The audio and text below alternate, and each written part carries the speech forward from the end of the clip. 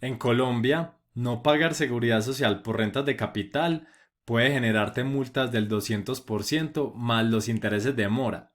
No dejes a la suerte esta obligación en tus finanzas personales y mira hasta el final este video para conocer a detalle la norma y saber si aplicas para rentista de capital o no.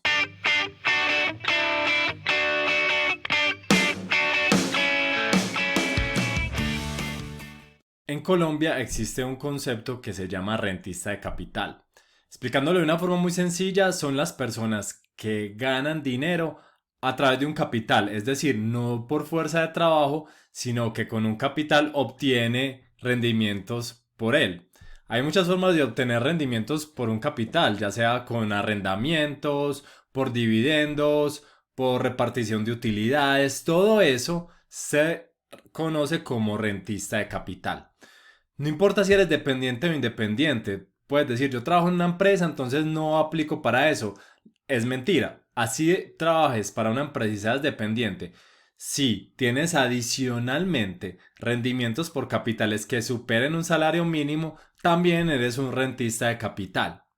Así que aplica para dependiente o independiente porque al momento de superar ese tope te conviertes en un independiente rentista de capital. Ejemplos de cómo se obtiene rentas de capital es lo que acaba de decir.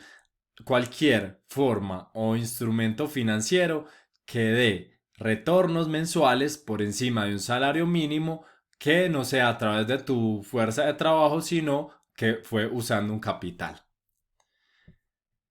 ¿Qué dice entonces la norma básicamente regida por la UGPPP? Que los ingresos mayores a un salario mínimo ya entran dentro de esta normatividad. Si ganas menos de un salario mínimo, entonces no aplicas. Pero un ejemplo, si ganas 4 millones de pesos mensuales acumulando esos instrumentos, por ejemplo, esos 4 millones son la suma de 1 millón de pesos en dividendos, 2 millones de pesos por un arrendamiento y 1 millón de pesos por un CDT. Eso sumó 4 millones de pesos al mes, por ende, en ese caso sí clasificas para el pago de seguridad social. ¿Y cómo se calcula? A esa base de la cotización le puedes restar los costos que pueden ser cualquier costo atribuible a la actividad. Les voy a poner ejemplos. Si los ingresos que obtuviste fueron por arrendamiento, podrías fácilmente descontarte de lo que pagaste de administración, de servicios varios, de mantenimiento, y eso tiene un tope como del 27.5%.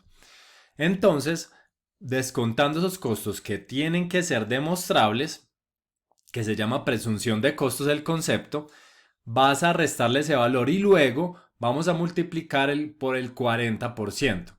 Ese 40% va a ser la base sobre la cual vas a pagar seguridad social. ¿Qué pasa entonces si cuando le aplico el 40% me da menos del salario mínimo? En ese caso la base es el salario mínimo, es decir, que el mínimo por el cual hay que declarar es un salario mínimo. ¿Ok?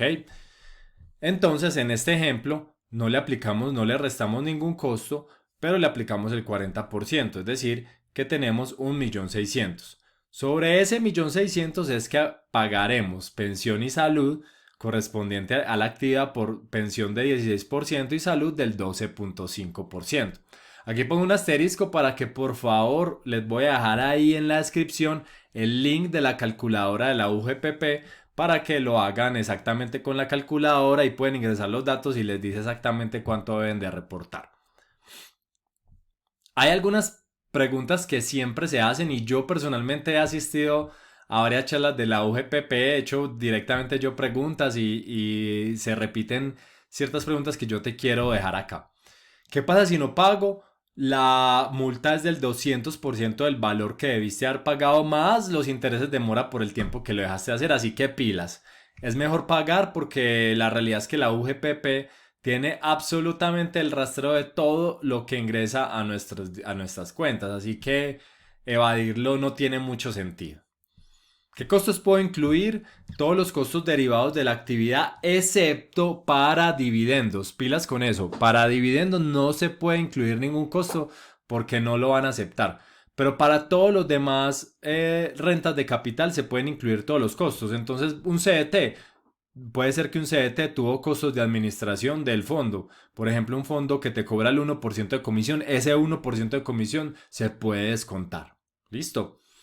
¿Cómo se puede pagar? A través de los mecanismos por los que se paga en seguridad social. En Colombia Pila hay varias entidades que pueden hacerlo. De nuevo, les recomiendo ir a la calculadora para que les diga exactamente cuánto deben de reportar.